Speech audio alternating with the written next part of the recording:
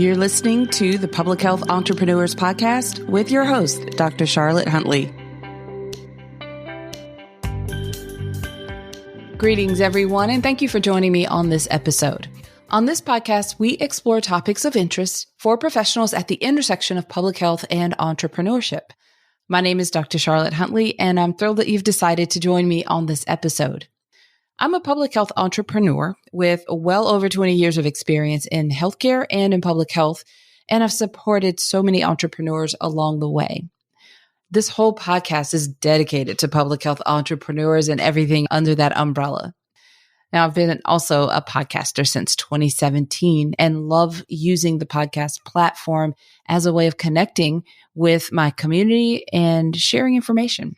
Now, it's June when this episode is released. Now, of course, I'm recording it early, so it's not June yet, but at the time that this is released, it's the month of June, beginning of June.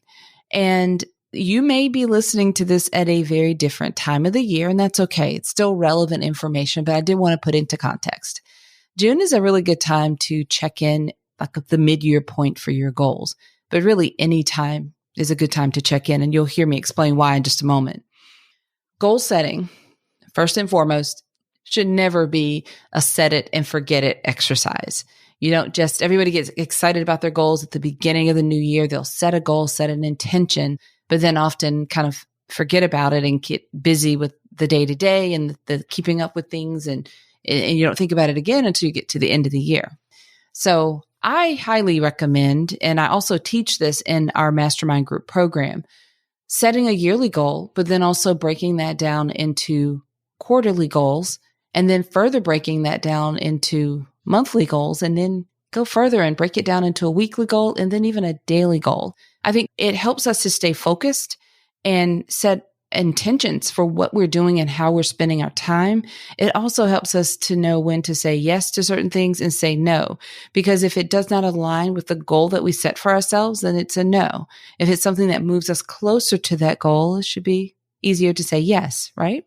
Now, setting those goals, breaking them down to make it sound like it's super easy to do. It's not necessarily easy, but then again, it can be easy. It doesn't have to be difficult either.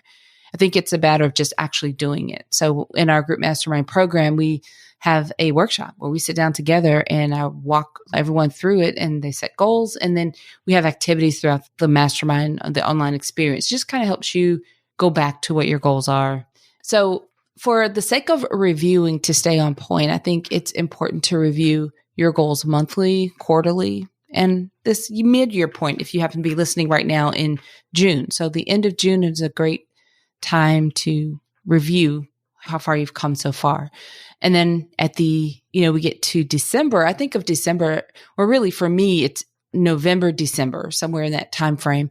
I've already set my goals, or I'm wrapping up my goal setting for the next year, because I like to have some downtime around the holidays. So I like to have my goals set, have some clarity. I meet with my team, and then we take a pause, or we slow down a little bit around the holidays. And then we kick off the new year already knowing what we're going to be doing, what we need to do. We hit the ground running, as opposed to starting the new year and then trying to decide what the goals will be. I'm not saying that that's a wrong way to go. It's just not the way that I like to go. I feel more energized going into the new year, already having completed that exercise, because then I take full advantage of the first quarter of the year. And I know what I need to do in January, February, March. If I wait and start in January, then I feel like I've lost a little bit of time. That's my personal preference. So I teach it that way. But how you implement it, of course, it's your business and your plan, and you do it the way you like to do it. You do what fits and resonates with you. It's just the most important thing is to have some focus, a target, and a way of checking or reviewing for yourself. All right. Now, on the next episode, I am going to share with you, I want to do it separately from now because we have some guest interviews. I don't want because we do release podcast episodes twice a week. I don't want them to be all so long and intense for you. And it is summertime, so I'm breaking these down a little bit for you. In this episode, we're talking about the idea or concept of goals, because I do realize that a lot of you really have not set those goals, or other than the beginning of the year, or really hadn't thought about how that works. In the next episode, I'm going to focus a little bit on just more of a summer focused, how you can accomplish some things just specifically in the summer. If you happen to be listening right now, you can also apply that for any quarter, giving you lots of teasers for the next episode.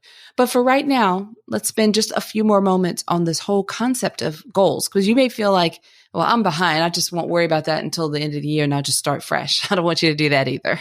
And if you even started with a goal at the beginning of the year and now we are at the mid-year point, and you're like, well, I don't even remember what I said I was going to do. And I feel so far off from that. It's not meant to be overwhelming. You can always hit the reset button whenever you want. Remember, this is your business, your dream. You're building the business that is the business of your dreams, and it's what you want. So the goal, and I'm also thinking right now, I feel like I'm a little bit scattered because I got two thoughts in my brain at the same time. I'm thinking about those of you that are really well established in your business and you have maybe a large financial goal. You have a revenue goal, a number that you want to hit for this year. And you understand this concept of goal setting a little bit more. You know what you need to do. You know a little bit more about what's working in your business and what's not working and what you need to do to adjust. And you may be really on point with that. So for you, I'm going to say, take this month of June. Don't really spend the whole month on it, but take a look at your numbers. Compare, what you've done so far this year. How does that align with what that revenue goal you set for yourself for this year? And then look at what you have ahead of you. Look at the business that you already have in place, the client, the work that you already have contracted to do. Look at what's in your pipeline and do an assessment. Do you feel like you're on target for reaching that revenue goal that you set? Does it mean you need more clients? Does it mean that you need to shift in some way? Take a look and see where you are in that context. And nobody knows your numbers better than you. And sometimes you need to look at those reports that come from your bookkeeper. If you have a bookkeeper, they give you monthly reports that will let you see what your revenue is for each month, what your expenses are, what your profit is. So take a look at those numbers closely and see how you're doing.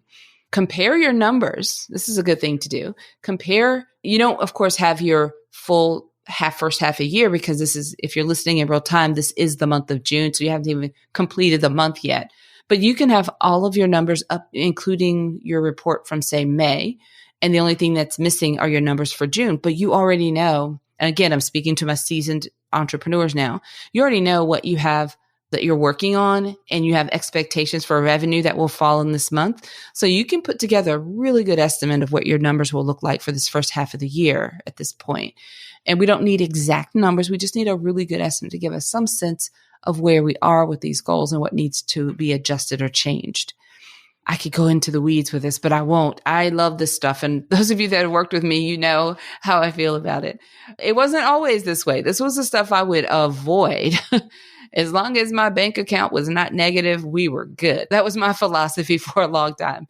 So we have to kind of overcome a lot of those things, but this is a good test, a good time to see where we in business. Look at our expenses are important. So you may have a lot of revenue, and as your revenue increases, so will your expenses. And if you haven't realized that yet, just know it's coming.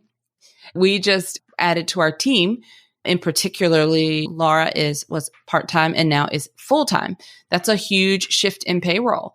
So the expenses go up when we had to buy new equipment, more equipment, not replacing what we had, but additional equipment, laptops, multiple different types of equipment. So those things are added on when you do travel, it's great to have, a lot of, say, conference speaking and clients that are, want you to come in and work with them.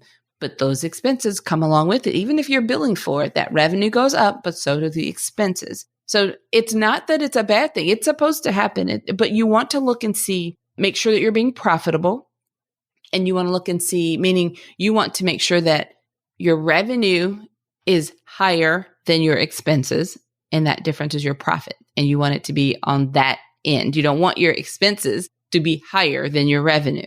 Then you have to look at what you have to cut out or stop. So at any rate, take a look at those things. That's how you should be looking at your numbers and setting your goals and set your expectations based on the goal you have set for yourself and what things are looking like at this point. There's plenty of time to course correct if you need to make adjustments. And there's plenty of time to still hit the revenue goal that you set for yourself. But if we're not assessing it or looking, we have no idea if we're close or not or where we are. And I think this is a great way it could serve as a motivator. Okay. Now, for those of you that are exploring and brand new and you haven't even gotten your first client yet, your goal may not be a revenue goal. Your goal may be, I'm going to niche down and do some beta testing. I'm going to niche down this topic, an ideal client type, and then I'm going to talk to some people. I'm going to do a little beta testing and see if this is something that people are interested in and motivated to pay for.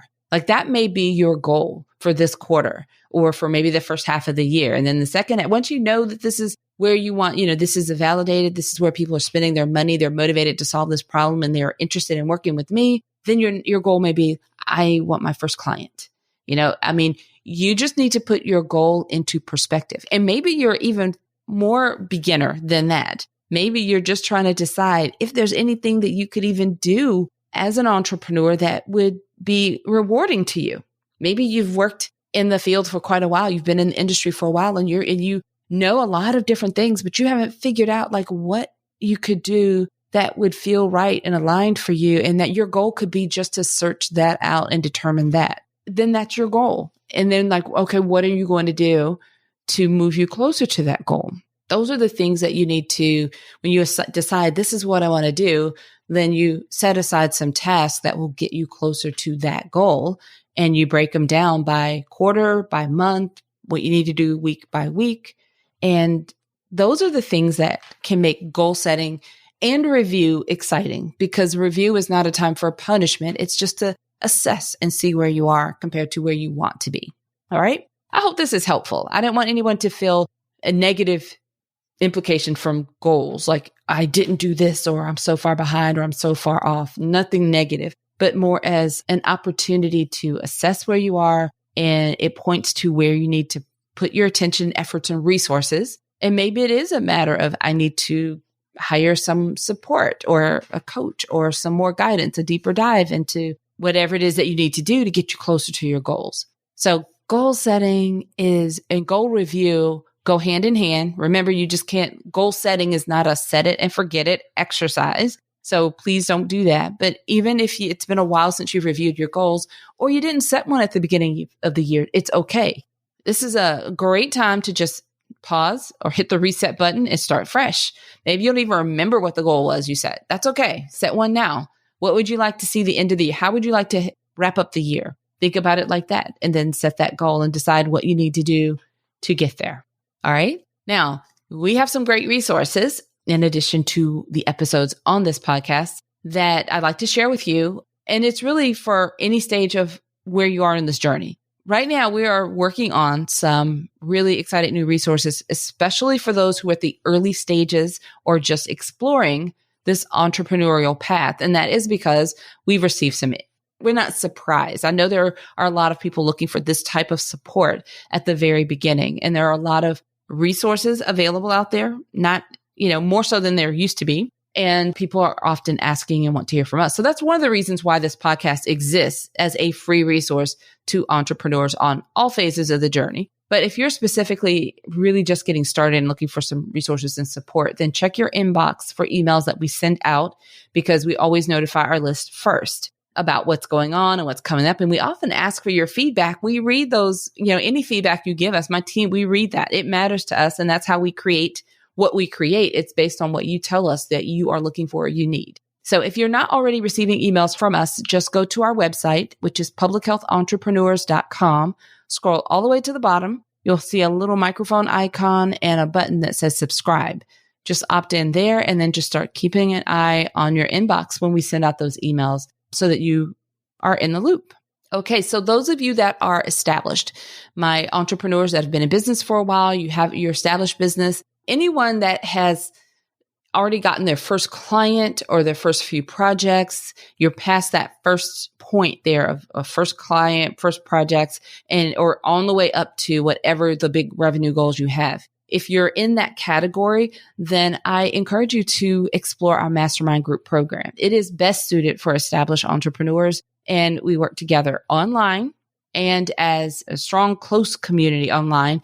And then we gather together in person at a 2-day retreat, and you have the option to join that retreat twice a year. It is fabulous, wonderful opportunity. I am biased, but all of our attendees say the same thing. It is an incredible experience, and we've had entrepreneurs travel in from everywhere else. So our venues may change from location to location, which makes it fun. And we find that the location doesn't matter. They always say, we're going to be wherever you are.